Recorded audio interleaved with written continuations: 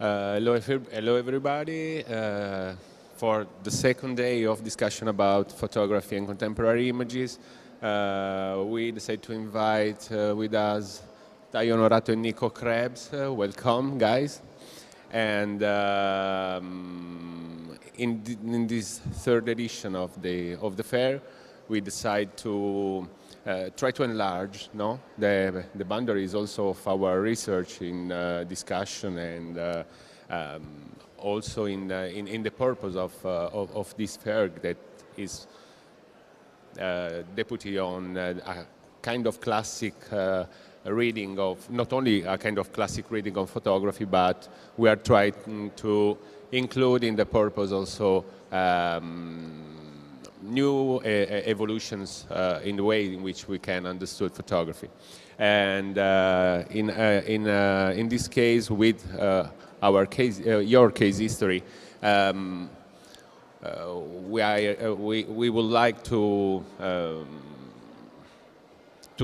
explore the different ways in which you are working, because your research basically is a long research on the ways in which we can, artists can do photography today, and your work basically is also characterized not only with traditional printings, but also exploration of other medias as video, installation, and digital manipulation of those images. In this sense, in order also to tell of our audience the particularity of your research, I will become this conversation asking to you in a general way to describe your approach to photography and the main characteristic of your research.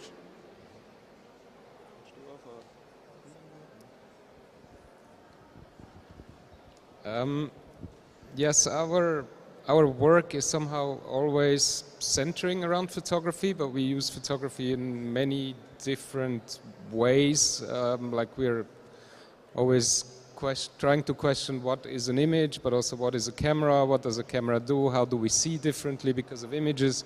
All these questions are always circling around, but what we are doing is we are trying to find constantly new ways of how to work with images, also how to create images. And we are really always interested in creating images which make you look. That the idea is that when you look at an image, that you're always questioning what it is you're looking at, because I think this is something which was always very important about photography, that people are not taking it just as a reproduction of reality, but also as that this has to be questioned always, because it's also a very powerful tool to manipulate and to lead people into directions and to make them believe things. And this is the core of what we are interested when we work with images. So, I mean, maybe we just show a couple of images also from our latest work, or our latest book that we made, which is called Future Memories, which was a way of working with photography in a new way for us. I mean, we never really worked like this before. We used images and photographs that we made in the last 15, 20 years, basically, and cut them into pieces and put them together into new images. That was like a very important process for us during the COVID years, because we had a possibility of spending a lot of time with images that we have done before that we never really looked at, and realized that there's a lot of potential in creating new imagery out of old ones. So this is just one out of many ways of how we were working with photography in the last 2 years. Do you want to add some to this reflection? Or okay, yeah. I was wondering that it's very interesting your approach to photography because the image is a potential of meaning, no? Is a kind of box of different new meanings and new vision of it. And in this way, no, it's also interesting the relationship that I found. I don't know if it exists at least, but for example, I found a kind of legacy also with Italian culture in your work, because for example in this work you mentioned Carlo Levi. I read, sorry, an interpretation of this work when the reference is Carlo Levi when they describe the future as a big earth, no? And also in other works you are using a kind of yes, references from the Italian scenario, no? And I love to evidence this aspect for one reason. Because your experimentation is going on to investigate not only the potential of the image, but also the potential of the space, no? And yes, if you want Tayo to describe your approach also the space and not only making installations, but also reading the space and rereading the space to have an idea to invent a new one. Yeah, I think in this work we started with these collages, and I mean we worked with a laser cutter to cut the negatives and to reassemble them and to make these collages. And yeah, there we found out that we can generate like new spaces with these techniques, and to build like new scenarios for the future. And how you approach the space when you are working on a kind of, for example, in this project, no?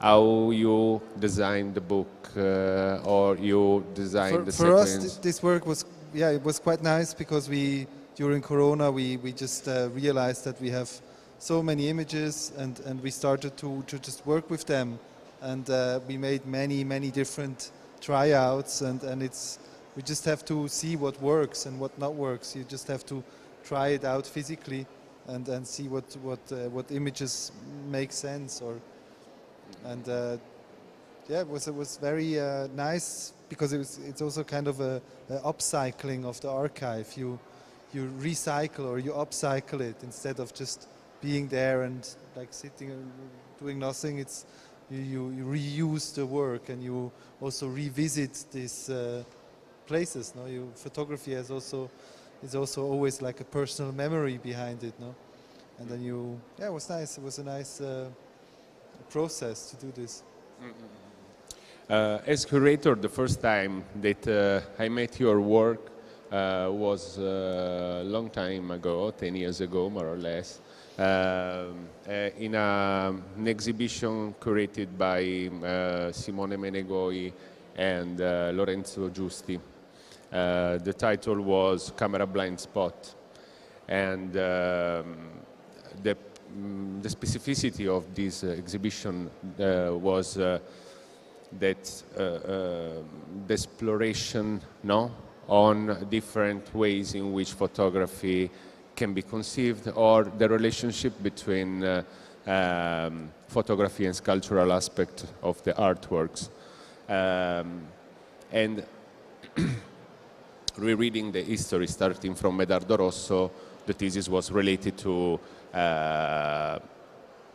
what's the line to distinguish sculpture from photography, no?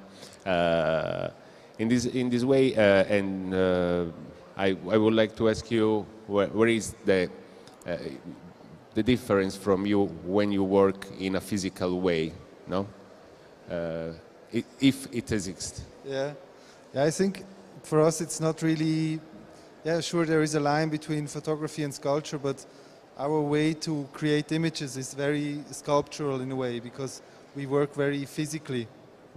So this series, for example, we made with a animation laser, like, and we draw directly on the photo paper, and it's kind of a mix between like an analog technique and something very new, very digital in a way.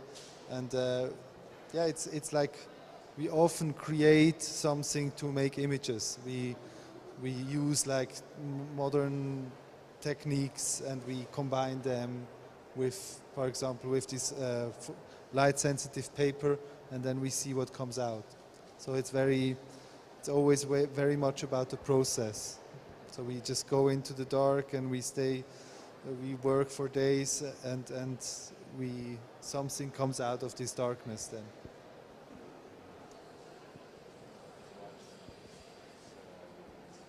Yeah, I think we also like to work, like most of the photographs we do is still an analog process.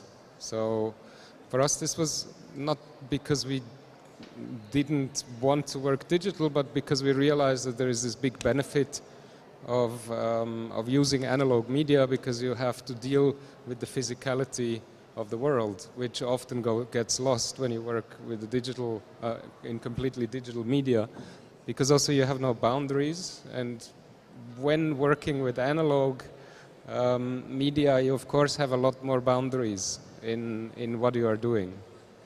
And I think this is part of just of a way that we choose, and it gives us a lot of limitations which are important for this quest of making new images that we are on. Yes, it is impressive, no? Also looking at images. For me, the perception is related half for a traditional, no, setting to understand photography and to make images. And for example, and the other part is completely related to the pushing the boundaries. And this is the fascinating for me. This is fascinating for me, and I was thinking that also your practice had a lot of criteria belonging to the history of photography, no? The travel, the relationship with materials, the darkroom. These images are made in the darkroom. On the other part, the output of the images are related to utopian scenarios, new spaces that we can find in next days. So I found it really interesting. I don't know if you want to add some elements about your research in the last works in the darkroom. Have you already exhibited it? No? Sorry? Have you already exhibited it? Yes, we did it. We made one gallery show in Düsseldorf at Höke last November, and otherwise we are showing it in some group shows. And those also elements. here you can see this is like we work with different materials. Nico found like a glass blower in Czech Republic, and he's blowing these glass elements for us. And then we also work with we borrowed some 3D prints from the ETH in Zurich. So it's very different because all the materials, they leave a different trace on the film in a way, you know. And if you take, for example, a 3D printed object like this, it also casts like a completely new shadow in a way, you know. And this is kind of interesting, I think, this like this new and old in a way. If you want,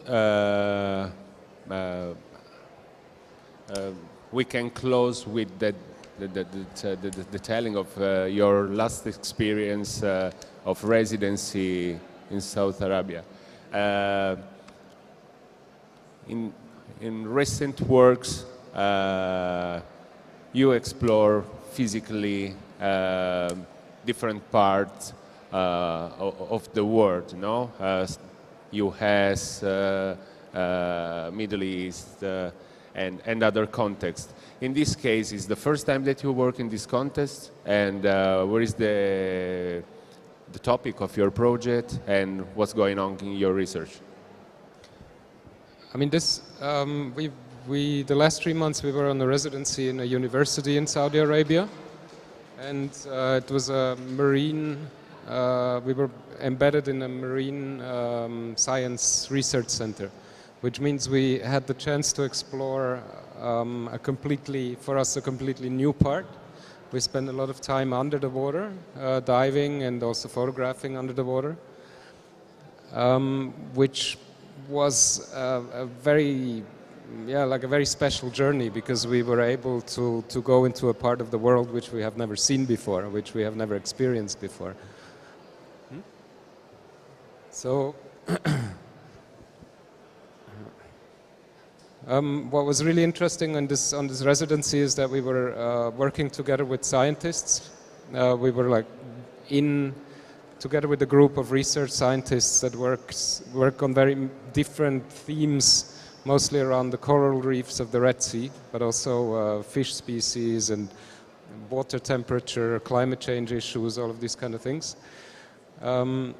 So what we tried to do is to use these 3 months and also create, I mean, what we usually do is that we start to combine very different elements of what we find, or what we did find in this scientific research, and try to make new imagery out of it in order to create a new approach of how to look, for example, at the underwater world.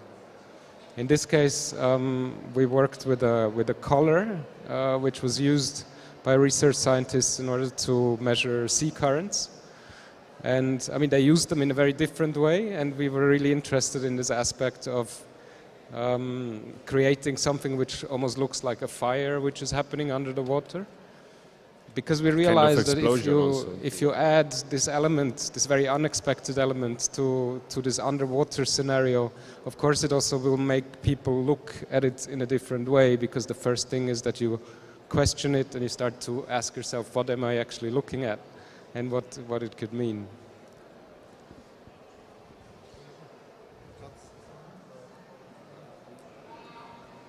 Is the output of your work already always related only to images and book, or include also academic research and other outputs like text and something like that? The result is still pretty open. I mean, we're for sure going to use some of the materials for our next publication. We spent these 3 months with really collecting a lot of different stories and a lot of different approaches.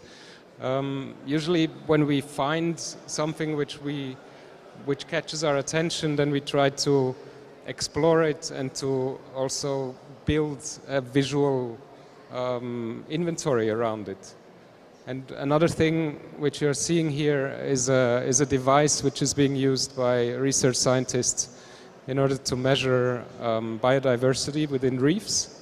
So what they do is they put these kind of structures on reefs and then let them there for several years, and then they take them out and make DNA sequencing. And what we found super interesting is how these structures are changing, and also how they look, of course, because there's a lot of references to also, I mean, our first interest was that we realized that it looks exactly like we imagine human housing, of course, like housing structures, and also the whole process of how creatures are moving into them, and how neighbors are operating within each other. All of these analogies we found really interesting, so we started to look at the process of how they are using it, how they're taking it apart, And also we went underwater in order to photograph these structures. And yeah, I mean, it has even like just this little narrative or this small project has so many different side arms. And now we are trying to find out what we can do with this material that we collected. Because of course also the plates itself, like when the structures are being taken apart, they look like magnificent artworks, even though it's just many different creatures who just live on these plates. And of course this becomes a completely different way of using photography, because like, this is just a documentation of what other creatures made on a 30 by 30 centimeter PVC plate. But of course it opens up completely new horizons and new narratives, and yeah, so this is what we are always triggered at and what we are following. Yes, it's impressive your way to speak about your work, because it's completely is related to photography at all, no? But there is a great and strong trade union in all works that we show today, and is a kind of ecological approach to image, no? Because the composition, also the meaning, no, is add a strong aspect related to ecological practice related to photography. And I was wondering, and I would ask you at least if you are aware that your work is impacting also in a kind of social and political aspects, or if you are happy only from the aspect of photography. I think as an it's not only a formal question. Yeah, no? No, but I mean, as an artist, I think every work you do has, of course, a social and a political aspect. Like even looking at plates full of creatures which are very distant from how we are, but still they have a place in the ecosystem and they're extremely important also to our lives, has a social and a political aspect, but it always depends on the reading. And it also depends, and this reading, of course, is also defined by how you present the work, in what kind of context you put it. So it's always a process of figuring out how we want to look at it ourselves and how we also want to make other people look at it. Okay, thank you very much for your contribution to the discussion of our panels, and thanks, and hope to see you soon in Turin. Thank you.